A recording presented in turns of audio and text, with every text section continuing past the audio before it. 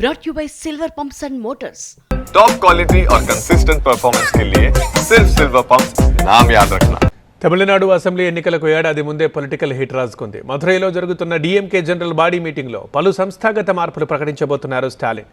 Hero Vijay TVK పార్టీతో పొత్తు కోసం అన్నా డీఎంకే బీజేపీ కూటమి నేతలు విశ్వ ప్రయత్నాలు చేస్తున్నారు.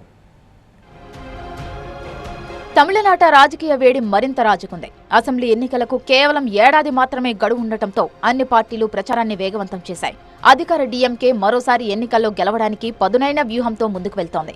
ఈసారి అన్నా డీఎంకే బీజేపీ కూటమితో పాటు హీరో విజయ్ కు చెందిన టీవీకే పార్టీ నుంచి పలు స్థానాల్లో గట్టి పోటీ ఉండే అవకాశం ఉందని గ్రహించిన స్టాలిన్ కొత్త వ్యూహాలకు పదును పెడుతున్నారు. మధురైలో డీఎంకే సర్వసభ్య సమావేశం జరుగుతోంది. మధురైలో 20 కిలోమీటర్ల మేర ర్యాలీ తీశారు స్టాలిన్. కార్యకర్తలు ఆయనకు ఘన స్వాగతం పలికారు. జనరల్ బాడీ సమావేశంలో స్టాలిన్ కీలక ప్రకటన చేసే అవకాశం ఉంది. ఇప్పటికే కాంగ్రెస్, లెఫ్ట్ పార్టీలతో డీఎంకే పొత్తు పెట్టుకుంది. పీఎంకేతో పెట్టుకోవడానికి డీఎంకే పావులు కలుపుతోంది. పీఎంకే ప్రస్తుతం ఎన్డీఏ కూటమిలో ఉంది. డీఎంకేలో స్టాలిన్ పలు సంస్థాగత మార్పులు ప్రకటించే అవకాశం ఉంది. చాలా మంది నేతలను డిప్యూటీ సెక్రటరీలుగా నియమించబోతున్నారు. 2026 అసెంబ్లీ ఎన్నికలకు ముందు డిప్యూటీ సీఎం ఉదయనిధికి పార్టీలో కీలక బాధ్యతలు అప్పగించే అవకాశం ఉంది.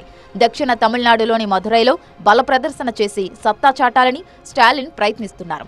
అసెంబ్లీ ఎన్నికల కోసం రాష్ట్రాన్ని 8 జోన్లుగా విభజించి కీలక నేతలకు ఆ జోన్ల బాధ్యతలు అప్పగించారు. కనిమొళి, రాజా, సెంధిల్ బాలాజీ లాంటి నేతలకు జోన్ల బాధ్యతలు అప్పగించారు. అసెంబ్లీ ఎన్నికలకు ముందు ఎంఎన్ఎం నేత కమల్ హాసన్ కు రాజ్యసభ సీటు ఇచ్చి స్టాలిన్ మిత్రపక్షాలతో స్నేహబంధాన్ని మరింత బలోపేతం చేసుకున్నారు. కూటమి నేతలు ఐక్యంగా మరోసారి ముందుకు సాగేలా అన్ని ప్రయత్నాలు చేస్తున్నారు. తమిళనాడులో ఈసారి డీఎంకేను ఎలాగైనా ఓడించాలి అన్న పట్టుదలతో అన్నా డీఎంకే బీజేపీ కూటమి నేతలు ఉన్నారు. హీరో విజయ్ను కూటమిలోకి తీసుకువచ్చేందుకు అటు మాజీ సీఎం పళనిస్వామి, బీజేపీ రాష్ట్ర శాఖ అధ్యక్షుడు నైనార్ నాగేంద్రన్ ప్రయత్నిస్తున్నారు.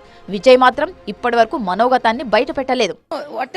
Our Honorable State President also expressed his views that all the opponents should combine together, should unite together to defeat the DMK, and our central party will decide on who are all to be in the alliance and what all the seats should be allotted, and everything our central party will decide. But as Karyakarta of Tamil Nadu, each and everyone wants there should not be any split of votes. So whatever the efforts taken by our central party, we will abide by that. Vijay మాత్రం తన ఎత్తులను బయటపెట్టడం లేదు. కనీసం 25 స్థానాల్లో విజయం సాధించాలి అన్న లక్ష్యంతో విజయ్ ముందుకెళ్తున్నారు.